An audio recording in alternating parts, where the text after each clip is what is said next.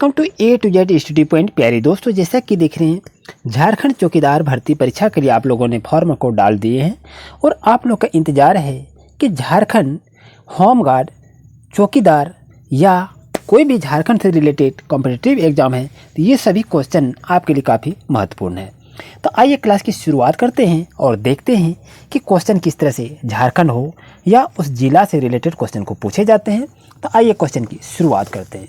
प्यारे दोस्तों, जैसा कि देख रहे हैं क्वेश्चन आपके पास है कि होमगार्ड की स्थापना कब हुई थी, ये क्वेश्चन को पूछा गया है। तो आपके पास 1976 में हुआ है, 1963 में या 1987 में या इनमें से कोई नहीं। तो आपको बताना है कि होमगार्ड की स्थापना जो हुई है उसकी ईस्वी क्या है। तो दोस्तों, इसका सही आंसर होगा, आपका ऑप्शन तो चुन लिए होंगे, करेक्ट आंसर होगा 1963 ईस्वी में। अगर आपसे पूछा जाए कि 1963 में जो स्थापना हुई है तो वो दिन कौन सा था, वो कौन सा तारीख था, तो आप कमेंट में ज़रूर बताएं कि इसका सही आंसर क्या हो सकता है। तो जैसा कि देख रहे होमगार्ड की स्थापना हुई है 1963 में, इसका सही आंसर होगा। प्यारे दोस्तों, क्वेश्चन नंबर नेक्स्ट की बात करें, झारखंड के प्रसिद्ध खोरठा लेखक कौन है?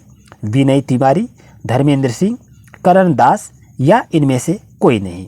तो आपको बताना है कि झारखंड के प्रसिद्ध खोरठा लेखक कौन से हैं, ये आपसे पूछा गया है। तो दोस्तों, इसका सही आंसर होगा Vinay Tiwari is right answer. जैसा कि नेक्स्ट क्वेश्चन की बात करें दोस्तों, राजा दलील सिंह के पुत्र रुद्र सिंह क्या थे, ये क्वेश्चन को पूछा जाएगा। तो आपके पास ऐसे ऑप्शन देखने को मिलेंगे, तो आपको बताना है सही आंसर क्या होगा। तो इसका सही आंसर आप चुन सकते हैं कि राजा दलील सिंह के पुत्र रुद्र सिंह क्या थे, ये पूछा गया है। तो दोस्तों, इसके लिए सही आंसर होगा वे एक कवि थे। ऑप्शन नंबर ए आपके लिए सही रहेगा। प्यारे दोस्तों, जैसा कि क्वेश्चन को देखें कि खोरठा भाषा के भीष्म पितामह किसे कहा जाता है?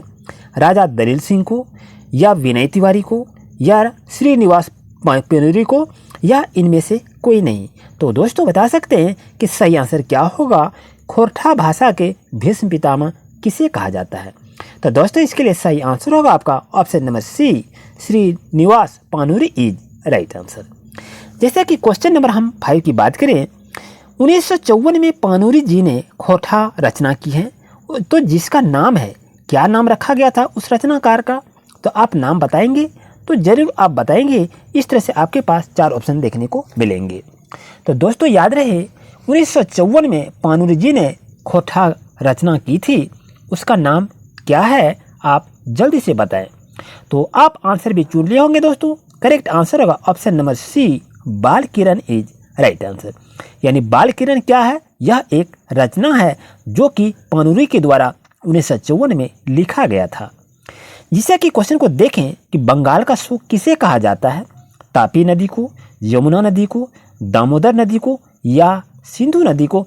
तो ऐसे अगर आपके पास क्वेश्चन दिया रहे तो आप आंसर को कैसे निकालेंगे? तो आप तो आंसर जान रहे हैं, बंगाल की शोक किसे कहा जाता है?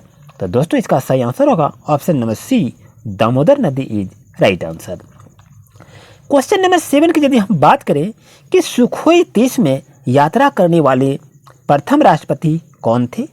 तो यहाँ आपके पास देख रहे हैं राष्ट्रपति के नाम यहाँ पर दिया हुआ है, आप चुन सकते हैं कि आखिर सुखोई 30 जो थे उसमें यात्रा करने वाले प्रथम राष्ट्रपति कौन थे? तो दोस्तों, इसका सही आंसर होगा APJ Abdul Kalam, option number C is right answer. अगर हम नेक्स्ट क्वेश्चन की बात करें दोस्तों, तो ये रहा आपका क्वेश्चन, समाज सेवा क्या है? बताइए, समाज सेवा क्या है? लोक नृत्य है, नाटक है, समाज सेवा है या इनमें से कोई नहीं? अगर ऐसा क्वेश्चन पूछ दिया जाए तो आप तो सोचेंगे ये तो हम पढ़े ही नहीं है, लेकिन याद रहे ये समाज सेवा जो हैं ये एक लोक नृत्य है। ये कहाँ की लोक नृत्य है? तो आपको याद रहना चाहिए ये झारखंड की प्रसिद्ध लोक नृत्य है दोस्तों। क्वेश्चन नंबर 9 की यदि हम बात करें दोस्तों, झारखंड की राजकीय पक्षी क्या है?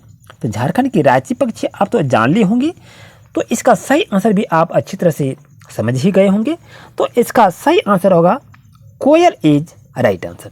अगर दोस्तों यहाँ से क्वेश्चन ये भी पूछा जाएगा कि झारखंड की राजकीय पक्षी का वैज्ञानिक नाम क्या है, तो आप क्या करेंगे? दिमाग तो कंफ्यूज हो जाएगा। तो चलिए हम यहाँ पर क्वेश्चन भी दे दिए हैं, ध्यान से इसको देखें। अगर दोस्तों ऐसा क्वेश्चन यदि दे दिया जाए तो हम क्या कर सकते हैं? क्वेश्चन क्या कह रहा है दोस्तों, देखिए यूडाइनेमिस स्क्लोपेकस किस राज्य की पक्षी है? तो बताइए ये पक्षी का वैज्ञानिक नाम है। ये क्या है? पक्षी का वैज्ञानिक नाम है और आपको बताना है ये किस राज्य की राजकीय पक्षी का नाम है। तो दोस्तों याद रहे आपका सही आंसर होगा ऑप्शन नंबर डी, झारखंड का यूडाइनेमिस स्क्लोपेकस जो हैं ये कोयल का वैज्ञानिक नाम है। यहाँ से भी क्वेश्चन को देखने को मिलेंगे। तो चलते हैं क्वेश्चन नंबर नेक्स्ट पर। जैसा कि देख रहे हैं 11 नंबर क्वेश्चन में क्या कह रहा है, भारतीय ध्वज की लंबाई चौड़ाई का अनुपात क्या है दोस्तों, बताइए। तो आप आंसर तो चुन लिए होंगे, बहुत ये इजी क्वेश्चन है और ये बार बार एग्जाम में ये क्वेश्चन को पूछे जाते हैं। तो दोस्तों इसका सही आंसर होगा ऑप्शन नंबर बी, 3:2 भारतीय ध्वज की लंबाई चौड़ाई का अनुपात बांटा गया है। क्वेश्चन नंबर यदि नेक्स्ट की बात करते हैं, 2016 का फीफा विश्व कप का मेजबानी कौन करेगा, जैसा कि आप देख रहे हैं। दोस्तों बात करूं यहाँ पर जो क्वेश्चन जो दिया हुआ है ये मिसप्रिंट है। यहाँ पर आपका क्वेश्चन है 2026, यहाँ 2016 नहीं होगा, यहाँ आपका होगा 2026 का फीफा विश्व कप का मेजबानी कौन करेगा। तो दोस्तों इसका सही आंसर होगा option number C is right answer, यानी 2026 का जो फीफा विश्व कप होगा उसकी मेजबानी करेंगे कनाडा, जो ऑप्शन नंबर सी आपका सही आंसर होगा। दोस्तों अगर बता दें कि कनाडा की राजधानी कहाँ है तो क्या बताएंगे, तो याद रहे कनाडा की राजधानी कहाँ होता है, ओटावा होता है। तो इसका सही आंसर यहाँ भी इससे क्वेश्चन देखने को मिल सकता है। क्वेश्चन नंबर नेक्स्ट आ गया है आपके पास कि कीनन स्टेडियम जो है ये कहाँ पर है। आपके पास ये रहा 4 ऑप्शन, आप बताएं कि कीनन स्टेडियम कहाँ है। दोस्तों इसके लिए सही आंसर होगा ऑप्शन नंबर ए, जमशेदपुर आपका कीनन स्टेडियम स्थित है, जो कि बहुत ही फेमस स्टेडियम है। दोस्तों क्वेश्चन नंबर 14 जाते हैं कि विश्व में जीएसटी सर्वप्रथम किस देश में लागू हुआ था, बताइए। ये रहा आपके पास 4 ऑप्शन, चीन, भारत, जापान या फ्रांस। तो दोस्तों बताएं कि विश्व में जो जीएसटी लागू की गई थी प्रथम देश कौन सा है। तो दोस्तों इसका सही आंसर होगा फ्रांस होगा। याद रहे फ्रांस में जीएसटी जो सर्वप्रथम लागू किया गया था तो वो ईस्वी आपका था 1954 में। यहाँ से भी क्वेश्चन देखने को मिल सकता है।